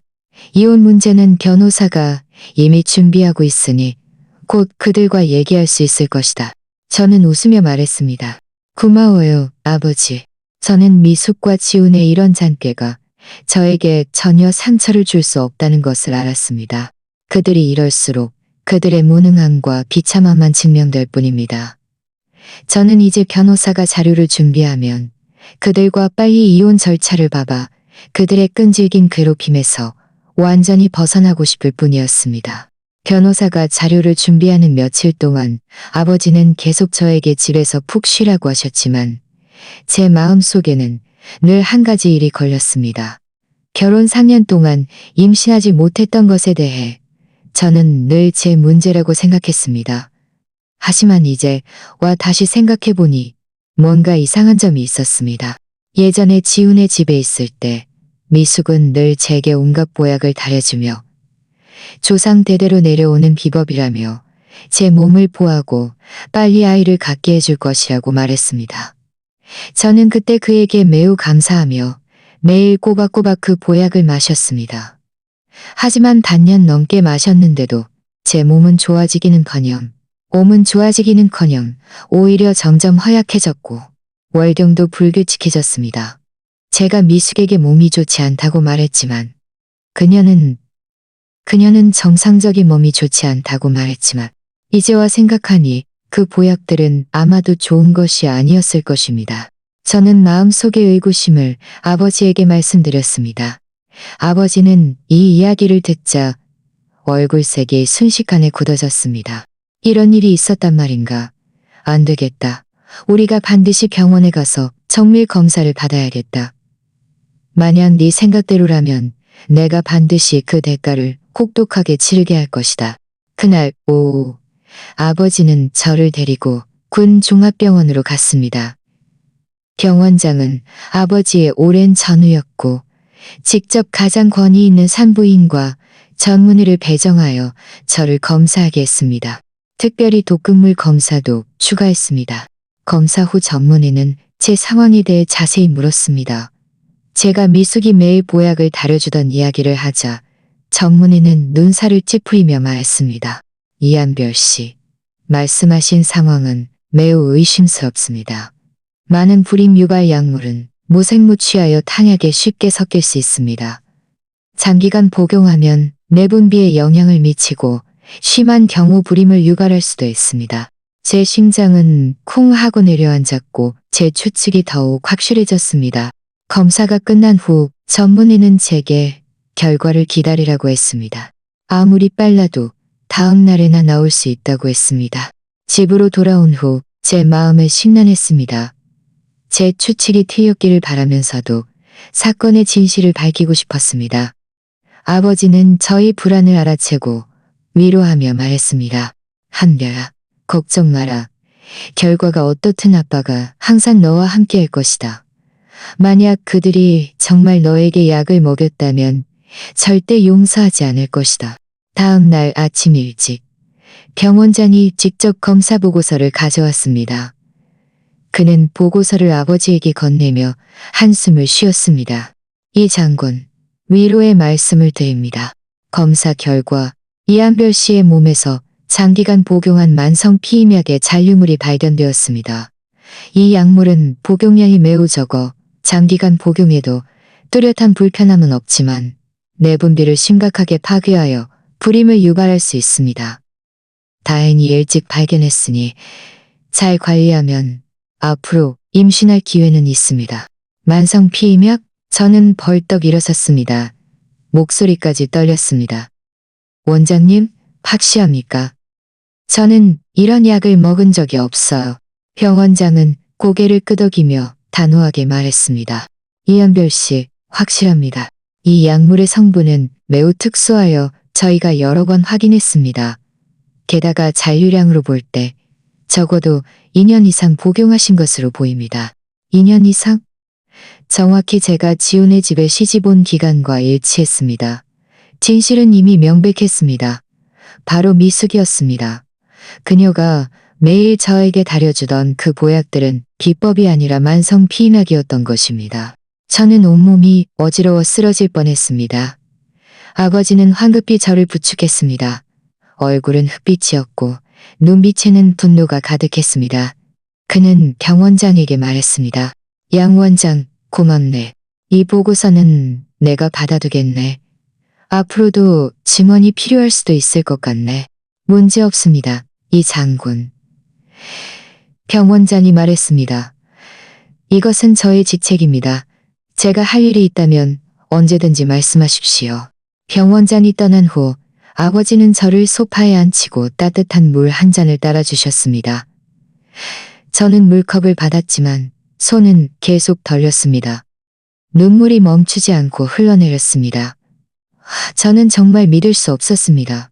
미숙이 이렇게 악랄할 줄이야. 그녀는 그렇게 손자를 원하면서도 몰래 저에게 약을 먹여 임신할 수 없게 만들다니. 그녀는 도대체 왜 이런 짓을 했을까요? 아버지는 제 등을 토닥이며 차가운 목소리로 말했습니다. 나는 대략 그녀의 속셈을 짐작할 수 있다. 그녀는 네가 임신하지 못해서 고개를 들지 못하게 하고 지훈의 집안에서 영원히 지위가 없게 만들어서 너를 계속 괴롭히려고 한 것이다. 어쩌면 그녀는 이미 지훈에게 너와 이혼하게 하고 아이를 낳아줄 다른 여자를 들이려고 생각했을지도 모른다. 아버지의 말이 저를 일깨웠습니다. 저는 언젠가 제가 우연히 미숙이 지훈에게 이웃 마을 왕신의 아가씨는 예쁘고 아이도 잘 낳는다. 만약 한별이 계속 임신하지 못하면 너와 이혼하고 그 왕씨 아가씨를 들이게 할 것이다. 라고 말하는 것을 들었던 기억이 났습니다. 그때는 그저 무심코 한 말이라고 생각했지만 이제와 생각하니 그녀는 이미 그런 계획을 가지고 있었던 것입니다. 이 악랄한 여자. 저는 분노에 온몸을 떨었습니다. 그녀가 어떻게 저에게 이럴 수 있죠? 제가 도대체 그녀에게 뭘 잘못했죠? 네가 잘못한 것은 아무것도 없다. 그녀의 마음이 너무 사악한 것이다. 아버지가 말했습니다. 한별아, 걱정 마라. 이 검사 보고서는 가장 확실한 증거이다. 우리는 그들과 이혼할 뿐만 아니라 그들의 행동에 대한 대가를 치르게 할 것이다. 나는 그녀가 자신의 악랄함에 대해 마땅한 법적 책임을 지게 할 것이다. 바로 그때 변호사에게서 전화가 걸려왔습니다. 이혼 협상 자료가 이미 준비되었다고 제가 언제 시간이 되는지 물어 지훈의 모자와 만나 협상할 수 있는지 물었습니다. 아버지는 전화를 받아 차갑게 말했습니다. 만날 필요 없습니다. 바로 자료를 지훈의 집안으로 보내십시오. 그리고 고소장도 하나 더 준비하십시오. 그들이 고의로 불임약을 먹여 혼인을 파괴한 것을 이유로 고소하십시오. 나는 그들이 명예를 실추시킬 뿐만 아니라 감옥에도 가게 할 것입니다. 전화를 끊고 아버지는 저를 바라보며 말했습니다. 한별아, 예전에는 아빠가 잘못했다. 너를 잘 보호하지 못해서 지훈의 집안에서 그렇게 고생하게 만들었다. 앞으로는 반드시 네게 정의를 찾아줄 것이다. 너를 괴롭혔던 모든 사람들이 혹독한 대가를 치르게 할 것이다. 저는 아버지의 어깨에 기대어 고개를 끄덕였습니다. 눈물은 여전히 흘렀지만 제 마음속은 힘으로 가득했습니다. 예전에 저는 나약하고 한심해서 그들의 괴롭힘을 묵묵히 당했지만 이제는 아버지가 든든한 버팀목이 되어주시고 그들의 악랄한 증거도 생겼습니다. 저는 더 이상 그들을 두려워하지 않을 것입니다. 저는 이 싸움이 이제 막 시작되었지만 이미 준비를 마쳤다는 것을 알았습니다. 반드시 미숙과 지훈이 자신들의 행동에 대해 가장 혹독한 대가를 치르게 할 것입니다. 그들의 제게 빚진 것을 저는 하나하나 모두 되찾을 저는 하나하나. 그날 밤 저는 강상사님에게 지훈의 집안 근처를 알아봐 달라고 부탁했습니다. 강상사님이 돌아와 저에게 말했습니다. 지훈의 모자는 지금도 사람들에게 제 험담을 하고 다닌다고 했습니다. 제가 아이를 낳지 못해서 일부러 모함하여 지훈과 이혼하고 더 좋은 곳으로 시집가려 한다고요. 그들은 또 제가 감히 그들과 이혼하면 끝까지 싸울 것이라고 큰 소리쳤다고 했습니다. 저는 비웃으며 말했습니다. 끝까지 싸워? 그들이 감히? 그들이 법원의 소환장을 받고 그 검사 보고서를 볼 때쯤에는 과연 그렇게 오만할 수 있을지 두고 보겠어요. 변호사는 곧 이혼 협상 자료를 지훈의 집안으로 보냈습니다. 하지만 지훈의 모자는 거절했을 뿐만 아니라 변호사에게 욕설을 퍼부으며 우리가 모함하고 있다고 주장했습니다. 오히려 우리를 명예훼손으로 고소하겠다고 큰 소리쳤습니다. 아버지는 이 소식을 듣고도 전혀 화를 내지 않고 오히려 비웃으며 말했습니다. 좋아, 그들이 고소하게 둬라. 그때 걱정해서 내가 모든 증거를 내놓아 모든 사람들이 그들의 진짜 모습을 보게 할 것이다. 저는 병원의 검사 보고서만으로는 부족하다는 것을 알았습니다. 그들에게 철저히 법적 대가를 치르게 하려면 더 많은 증거가 필요했습니다. 저는 아버지와 상의한 후 강상사님에게 미숙이 약을 먹인 증거와 지훈이 외도를 했을지도 모른다는 증거를 더 수집해달라고 부탁하기로 했습니다. 강상사님은 일 처리가 매우 빨랐습니다. 그날 바로 두 명의 사람을 데리고 지훈의 집안이 있는 마을로 갔습니다. 그는 지훈의 모자를 직접 놀라게 하지 않고 먼저 저와 관계가 좋았던 이웃 박 여사님을 찾아갔습니다. 박 여사님은 선량한 분으로 예전에 제가 미숙에게 괴롭힘을 당할 때 몰래 저를 몇 번 도와주셨습니다. 강상사님이 저의 상황을 박 여사님께 말씀드리고 병원의 검사 보고서도 보여드렸습니다. 박 여사님은 보고서를 보고는 크게 화를 내며 말했습니다. 이 미숙이라는 여자 정말 악랄하군. 내가 그 여자가 왜 매일 한별이에게 보약을 다려주나 했더니 이런 나쁜 속셈이 있었구나. 박 여사님은 흔쾌히 증언을 돕겠다고 했습니다. 그녀는 미숙이 부엌에서 몰래 무언가를 다리는 것을 자주 보았고 다른 사람들은 가까이 오지 못하게 했다고 말했습니다. 한 번은 그녀가 그들 집 부엌 창문을 지나가다가 미숙이 작은 병에서 무언가를 쏟아붓는 것을 보았다고 했습니다. 그때는 조미료라고 생각했지만 이제와 생각하니 분명 그 만성약이었을 것이라고 했습니다. 강상사님은 박 여사님의 말을 녹음하고 서면 증언서도 작성하게 한 후 서명을 받았습니다. 박 여사님의 증언으로 미숙이 약을 먹인 사실은 더욱 확실해졌습니다. 이어서 강상사님은 이웃마을 왕신의 아가씨의 상황을 알아봤습니다. 과연 아버지의 추측대로였습니다. 미숙은 이미 그 왕신의 아가족과 연락을 취하여 지훈이 저와 이혼하기만 하면 당장 왕씨 아가씨를 며느리로 들이게 할 것이라고 말했습니다. 그리고 왕씨네 집안에 두둑한 예물도 주기로 약속했습니다. 더욱 놀랐던 것은 강 상사님이 더 충격적인 소식을 알아냈다는 것입니다. 지우는 이미 그 왕씨 아가씨와 불륜 관계였습니다. 그들은 자주 읍내의 작은 여관에서 만났고 마을 사람들 중 많은 사람들이 그들을 본 적이 있었습니다. 이 소식을 들었을 때 제 마음 속에는 조금의 슬픔도 없었습니다. 그저 과연 그렇군 하는 평온함만이 있었습니다. 지우는 평소에도 저에게 매우 냉담했고 늘 야근이나 회식을 핑계로 늦게 귀가했습니다.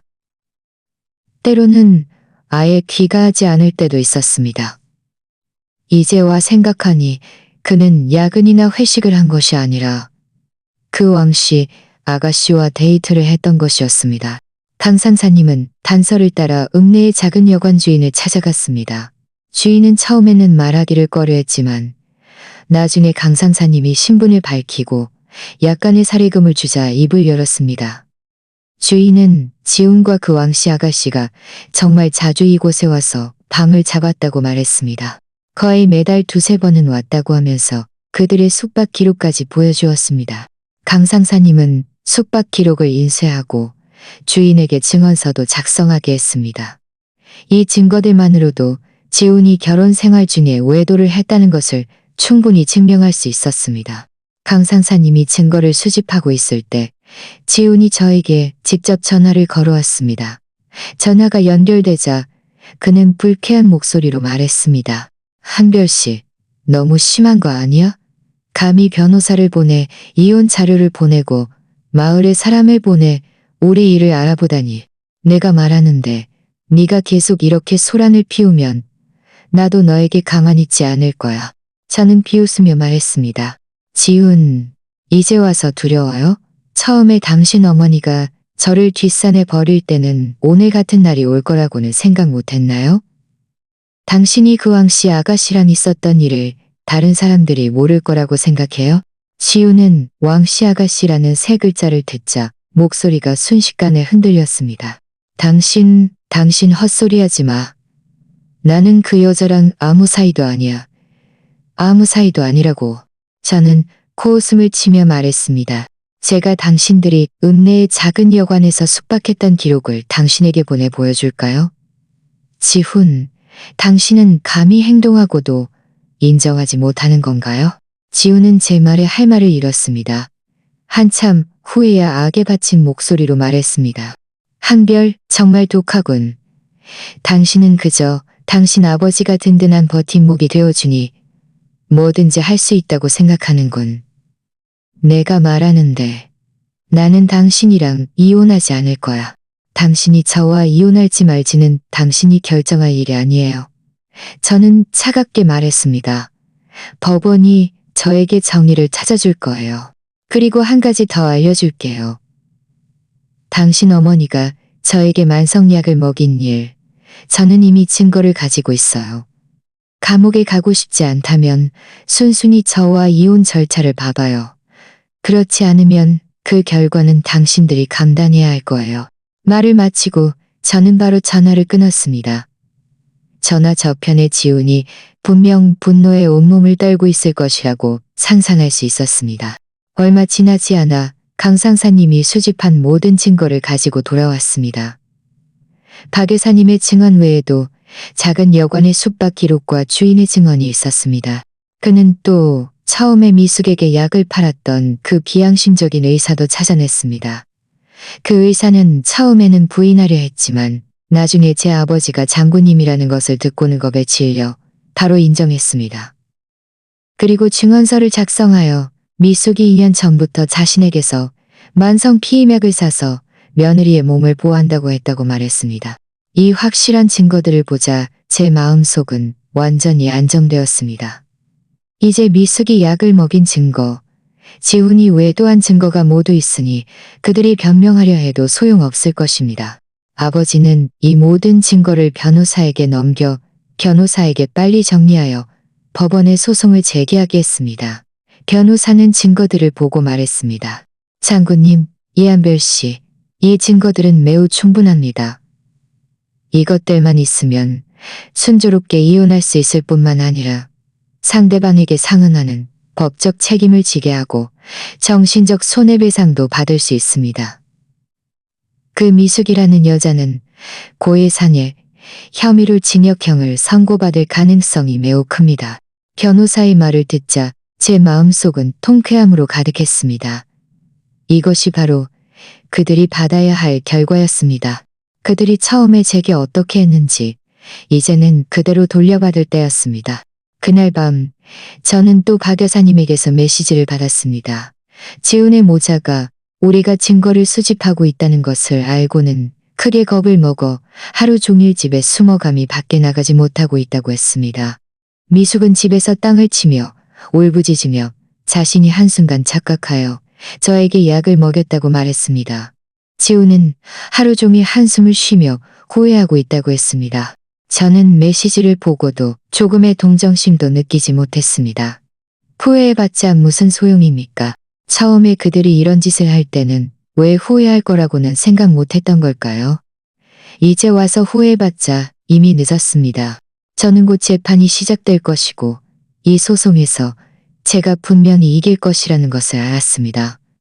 저는 이미 준비를 마쳤습니다. 법정에서 그들의 진짜 모습을 완전히 폭로하여 그들이 자신들의 행동에 대해 가장 혹독한 대가를 치르게 할 것입니다. 변호사는 모든 증거를 정리한 후 바로 법원에 소송을 제기하지 않고 아버지의 뜻에 따라 먼저 증거를 가지고 지훈의 집안으로 가서 마지막 협상을 진행했습니다. 아버지는 그들에게 마지막 기회를 주겠다고 말했습니다. 만약 그들이 현명하게 순순히 이혼에 서명하고 상응하는 손해배상을 한다면 고통을 덜 받을 수 있을 것이라고요. 만약 그들이 여전히 미련을 버리지 못한다면 법정에서 만나 법의 심판을 받게 할 수밖에 없을 것이라고요. 그날 저는 직접 가지 않고 변호사에게 모든 것을 위임했습니다. 저는 더 이상 지훈의 모자 같은 사람들과 말 한마디 더 섞거나 눈길 한 번 더 주고 싶지 않았습니다. 그들을 보는 것만으로도 역겨웠습니다. 변호사는 2명의 보조 변호사와 함께 두꺼운 증거, 자료를 들고 지훈의 시골집으로 갔습니다. 그때 지훈의 집안은 이미 예전의 오만한 기세는 찾아볼 수 없었습니다. 마당은 텅 비어 조용했고 문과 창문은 모두 굳게 닫혀 있었습니다. 마치 다른 사람에게 보이기라도 할까봐 두려워하는 것 같았습니다. 변호사가 문을 두드리자 한참 후에야 지훈이 느릿느릿 문을 열었습니다. 변호사를 보자 지훈의 얼굴은 순식간에 매우 나빠졌습니다. 그의 눈빛은 흔들렸고 변호사의 눈을 똑바로 쳐다보지 못했습니다. 지훈 씨, 또 만났군요. 변호사가 침착한 목소리로 말했습니다. 저는 오늘 당신들과 마지막 협상을 진행하기 위해 왔습니다. 지훈은 잠시 망설이다가 변호사를 안으로 들였습니다. 거실에서는 미숙이 소파에 앉아 한숨을 쉬고 있었습니다. 변호사가 들어오자 그녀는 벌떡 일어섰습니다. 그녀의 눈빛에는 경계심과 공포가 가득했습니다. 또 무슨 일로 온 거야? 미숙의 목소리에는 약간의 떨림이 있었지만 애써 침착한 척했습니다. 변호사는 자리를 찾아 앉아 가져온 증거 자료를 탁자 위에 놓으며 말했습니다. 미숙 씨, 지훈 씨, 저는 오늘 당신들과 싸우러 온 것이 아니라 이혼 문제로 이야기하러 왔습니다. 이것이 제가 당신들과 하는 마지막 협상입니다. 제 말을 진지하게 들어주셨으면 합니다. 우리는 당신과 얘기하지 않을 거야. 우리는 이혼하지 않을 거야. 미숙이 큰 소리로 말했지만 그녀의 목소리에는 이미 기세가 없었습니다.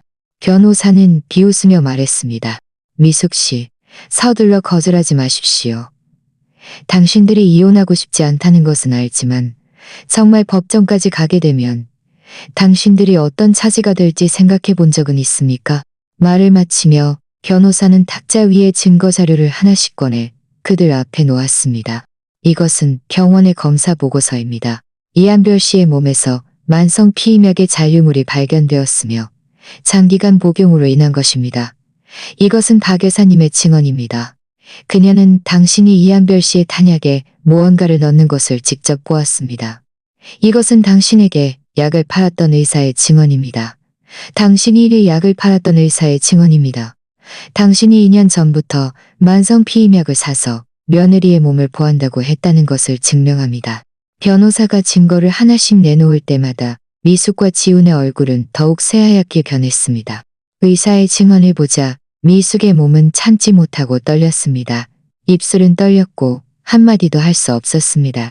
변호사는 멈추지 않고 계속해서 다른 증거들을 내놓았습니다. 이것은 읍내의 작은 여관 숙박 기록과 주인의 증언입니다. 지훈 씨가 결혼 생활 중에 여러 차례 이웃마을 왕신의 아가씨와 여관에서 만났으며 외도 행위가 있었음을 증명합니다. 이 증거들을 보자 지훈의 얼굴은 순식간에 붉어졌습니다. 마치 누군가에게 뺨을 세게 맞은 것처럼 고개를 숙이고 땅속으로 숨고 싶어 했습니다. 이 증거들은 하나하나 확실했습니다. 변호사는 증거들을 거두어들이며 엄숙한 목소리로 말했습니다. 만약 법정까지 가게 되면 이 증거들은 모두 제출될 것입니다. 그때 법원은 당신들에게 이혼을 판결할 뿐만 아니라 지훈 씨는 외도로 인해 일책 배우자로서 부부 공동 재산을 전혀 분할받지 못할 것입니다. 그리고 미숙 씨, 당신은 고해 상해죄 혐의로 징역형을 선고받아 감옥살이를 할 가능성이 매우 큽니다. 말도 안 돼. 미숙이 갑자기 비명을 질렀습니다. 이건 모함이야. 이 증거들은 모두 가짜야. 나는 그 계집에게 약을 먹이지 않았고 지훈도 외도하지 않았어. 당신은 한별이라는 그 망할년이 고용한 사람이지. 당신은 그 계집을 도와 우리를 해치려는 거야. 변호사의 얼굴이 굳어졌습니다. 미숙 씨, 말씀에 유의하십시오. 이 증거들은 모두 확인을 거쳤으며 법적 효력을 가집니다. 만약 당신이 이 증거들이 가짜라고 생각한다면 법정에서 이의를 제기하여 판사에게 판단을 구하십시오. 하지만 제가 경고하는데 당신이 악의적으로 비방한다면 우리는 당신을 명예훼손죄로 고소할 수도 있습니다. 미숙은 변호사의 기세에 놀려 더 이상 말하지 못했지만 여전히 불만스러운 듯 콧방귀를 뀌었습니다. 지훈은 고개를 들어 변호사를 바라보며 애원하는 듯한 목소리로 말했습니다. 변호사님, 저희가 잘못했습니다.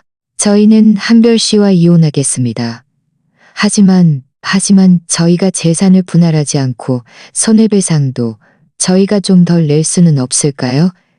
저희 집안 형편도 아시겠지만 정말 돈이 너무 많지 않습니다. 변호사는 비웃으며 말했습니다. 지훈 씨, 지금 흥정할 여지가 있다고 생각하십니까? 이한별 씨는 당신들 집안에서 3년 동안 억울함을 겪었고 당신 어머니에게 약을 먹여 불임이 되었으며 당신들에게 뒷산에 버려져 죽을 뻔했습니다. 이런 정신적 손해와 신체적 손해는 조금의 돈으로 보상될 수 있는 것이 아닙니다.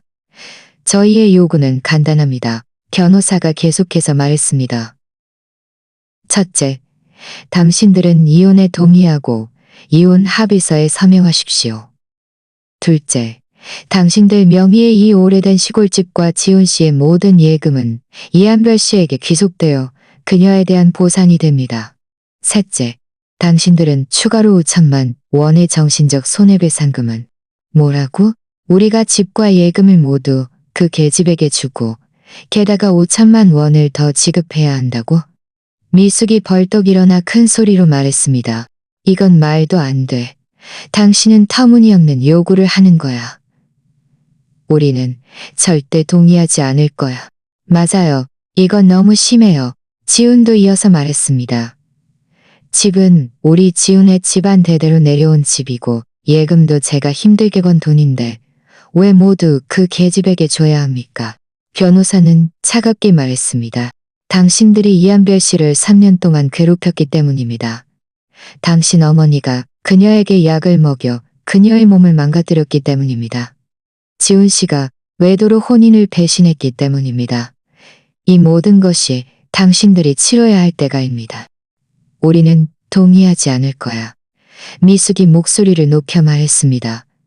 차라리 법정으로 가자. 나는 법원이 그렇게 편파적으로 판결할 리 없다고 믿어. 이것은 당신들이 한 말입니다. 변호사가 일어서 옷을 정리하며 말했습니다. 당신들이 협상하여 하지 않는다면 우리는 법정에서 만날 수밖에 없습니다. 저는 최대한 빨리 법원에 소송을 제기할 것입니다. 그때 당신들은 직과 예금을 잃을 뿐만 아니라 법적 책임도 져야 할 것입니다. 그때 가서 후회하지 않기를 바랍니다. 말을 마치고 변호사는 미련 없이 몸을 돌려나갔습니다. 지은과 미숙은 그 자리에 서서 얼굴이 창백했고 눈빛에는 갈등과 공포가 가득했습니다. 그들은 거절하고 싶었지만 정말 법정까지 가게 되면 더 심각한 결과를 맞이할까봐 두려웠습니다. 하지만 동의한다면 그들은 아무것도 남지 않을 것이었습니다. 변호사는 지훈의 집안을 떠난 후 바로 저에게 전화를 걸어 협상 상황을 자세히 알려주었습니다. 저는 듣고는 비웃으며 말했습니다. 그들이 동의하지 않을 거라고 생각했어요. 그들은 관뚜껑을 봐야 눈물을 흘리는 사람들이죠. 그들이 법정까지 가고 싶어 한다면 우리가 그들을 만족시켜주죠. 아버지도 제 옆에 계셨는데 변호사의 말을 듣고는 차갑게 말했습니다. 좋아. 그럼 법원이 그들에게 교훈을 주게 해라. 나는 그들이 법정에서 과연 그렇게 오만할 수 있을지 두고 볼 것이다. 전화를 끊고 변호사는 약속대로 법원에 소송을 제기했습니다. 법원은 곧 사건을 접수하고 재판 일정을 정했습니다. 재판 전 며칠 동안 지훈의 모자는 여전히 포기하지 않았습니다. 감히 마을 이장님을 데리고 와 우리에게 화해를 청했습니다. 이장님은 아버지를 찾아와 지훈의 모자가 잘못을 뉘우치고 있으니 우리가 아량으로 그들에게 개선할 기회를 주기를 바란다고 말했습니다. 또 하루 부부라도 100일의 정이라는 말을 하며 저에게 다시 생각해보라고 했습니다. 아버지는 이장님을 바로 돌려보내며 말했습니다. 그들이 처음에 내 딸을 뒷산해버릴 때는 왜 하루 부부라도 100일의 정을 생각 못했는가? 이제 와서 잘못을 알았다고? 늦었다. 할 말이 있다면 법정에서 말하게 해라. 이장님은 면박을 당하고는 쓸쓸히 돌아갈 수밖에 없었습니다. 저는 지훈의 모자가 정말 겁을 먹었다는 것을 알았습니다. 하지만 이제 와서 용서를 구하기에는 이미 너무 늦었습니다. 곧 재판날이 되었습니다. 저는 단정한 옷을 입고 아버지와 변호사의 동행 아래 법원으로 들어섰습니다. 법원 대문 앞에 서서 저는 깊이 숨을 들이쉬었습니다. 법정 내부는 엄숙하고 장엄했습니다. 방청석에는 많은 사람들이 앉아 있었습니다. 마을 이웃들도 있었고 아버지의 일부 부하 직원들도 있었습니다. 지훈의 모자는 낡은 옷을 입고 어깨를 움츠린 채 피고인석에 앉아 있었습니다. 얼굴은 창백했고 저의 침착하고 당당한 모습과 선명한 대조를 이루었습니다. 판사가 법봉을 두드리며 재판 개시를 선언했습니다. 먼저 양측 변호사가 사건 내용을 진술했습니다.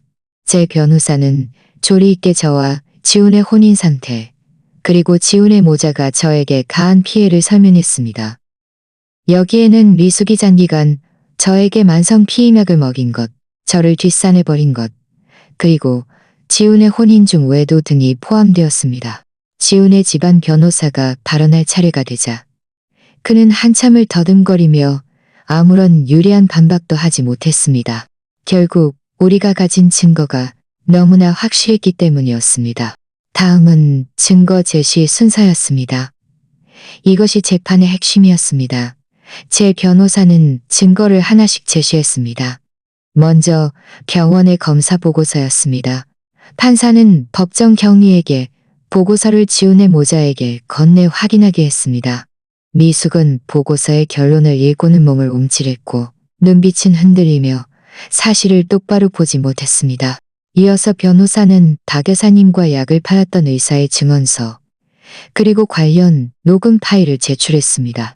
녹음 파일에서 박 여사님이 미숙이 탕약에 무언가를 넣는 것을 보았다는 내용과 의사가 미숙이 피임약을 사서 며느리의 몸을 보한다고 했다는 목소리가 들리자 방청석에서는 즉시 웅성거리는 소리가 터져 나왔습니다. 모두들 경멸하는 눈빛으로 지훈의 모자를 바라봤습니다. 나는 안 했어. 이건 가짜야. 미숙이 갑자기 비명을 질러 재판을 방해하려 했습니다.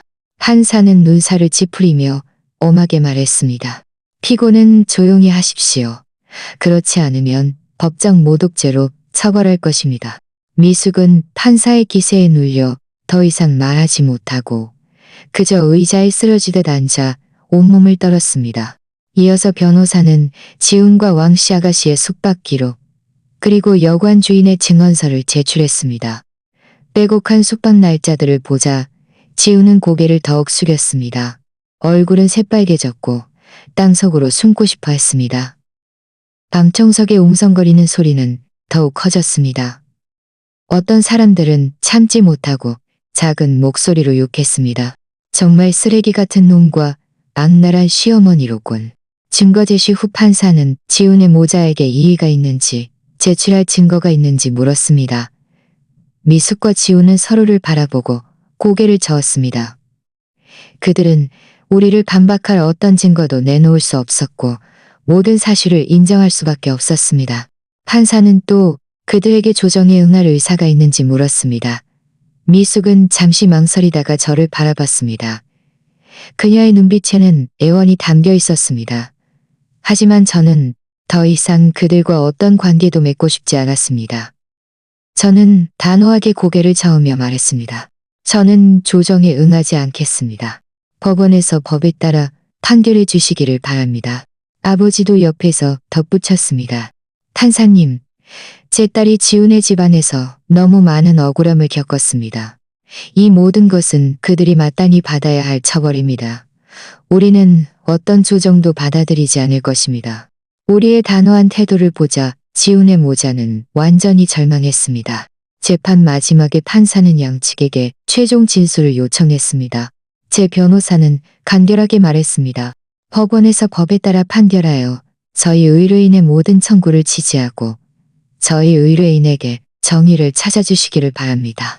반면 지훈의 모자는 울면서 판사에게 선처를 구했습니다. 미숙은 말했습니다. 판사님, 제가 잘못했습니다. 제가 한순간 착각해서 한별이에게 약을 먹였습니다. 정말 고의가 아니었습니다.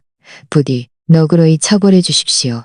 지훈도 이어서 울면서 말했습니다. 저도 잘못했습니다. 제가 외도하지 말았어야 했고 한별 씨를 괴롭히지 말았어야 했습니다. 부디 저희에게 한 번만 더 기회를 주십시오. 하지만 이제 와서 이런 말을 해봤자 이미 너무 늦었습니다. 그들이 처음에 그런 짓을 할 때는 왜 오늘 같은 날이 올 거라고는 생각 못했던 걸까요? 판사는 양측의 진술을 모두 듣고 10분간 휴정하여 합의를 진행한다고 선언했습니다. 이 10분 동안 지훈의 모자는 불안해했지만 저는 유난히 평온했습니다. 정의는 늦을지언정 결코 오지 않는 법은 없다는 것을 알았기 때문입니다.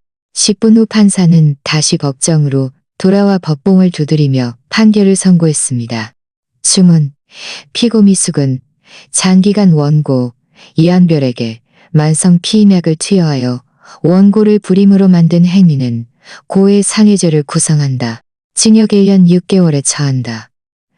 피고 지훈은 혼인 생활 중에 외도 행위가 있었고 원고가 겪은 피해에 대해 보호 의무를 다하지 못하여 유책 배우자에 해당한다. 이에 다음과 같이 판결한다. 1. 원고 이한별과 피고 지훈의 이혼을 허락한다. 2. 지훈의 시골집 및 지훈 명의의 모는 예금은 원고 이한별에게 귀속한다. 3. 피고 미숙, 지훈은 본 판결 확정 후 10일 이내 원고 이한별에게 귀속한다. 3. 피고 미숙, 지훈은 본 판결 확정 후 10일 이내 원고 이한별 판결 결과가 나오자 방청석에서는 박수 소리가 터져 나왔습니다. 저는 드디어 참지 못하고 눈물을 흘렸습니다. 이것은 억울함의 눈물이 아니라 해방의 눈물이었습니다. 정의가 실현된 눈물이었습니다. 지훈의 모자는 판결을 듣고는 순식간에 의자에 주저앉아 목이 터져라 울부짖었습니다. 미숙은 아예 그 자리에서 기절하여 법정 경위에게 들려나갔습니다. 지훈은 멍하니 앉아 입속에서 계속 모든 게 끝났어 라고 중얼거렸습니다. 재판이 끝난 후 아버지는 제 옆으로 와 제 어깨를 토닥이며 흐뭇하게 말했습니다. 한별아, 공도는 사람들의 마음에 있는 법이다. 이제 됐다. 모든 것이 끝났다. 저는 고개를 끄덕이며 눈물을 닦고 오랜만에 미소를 지었습니다. 네, 모든 것이 끝났어요. 그동안의 굴욕과 고통은 이 판결과 함께 연기처럼 사라졌어요. 법원을 나서자 햇살이 제 얼굴에 쏟아져 따뜻하고 밝았습니다. 저는 고개를 들어 하늘을 바라보며 깊이 숨을 들이쉬었습니다. 오늘부터 저는 더 이상 지훈의 집에서 억울함을 참아왔던 이한별이 아닙니다. 저는 이창민의 딸입니다. 저는 저를 위해 살고 저희 새로운 인생을 시작할 것입니다. 나중에 지훈의 모자는 항소했지만 법원은 원심을 유지했습니다. 미숙은 결국 감옥에 가서 자신의 악랄함에 대한 대가를 치렀습니다. 지훈은 아무것도 남지 않았고 마을 사람들에게 손가락질을 받으며 고개를 들지 못했습니다. 그 왕씨 아가씨도 지훈의 진짜 모습을 알아채고 그와 연락을 끊었습니다. 저는 아버지의 보살핌 아래 적극적으로 몸을 관리하기 시작했습니다. 의사들은 잘 관리하면 여전히 임신할 기회가 있다고 말했습니다. 저는 또 새로운 직업을 찾아 제 능력으로 일하며 승승장구했습니다. 저는 앞으로의 길이 아직 멀다는 것을 알지만 더 이상 두렵지 않습니다. 저에게는 아버지의 사랑이 있고 정의의 지지가 있으며 다시 시작할 용기가 있기 때문입니다. 저를 쓰러뜨리지 못하는 모든 것은 저를 더욱 강하게 만들 것입니다. 오늘 이야기가 좋으셨다면 좋아요를 누르고 구독해주세요. 어떤 종류의 이야기가 더 보고 싶으신지 댓글로 여러분의 생각을 공유해주세요. 우리는 계속해서 좋은 이야기를 들려드리겠습니다.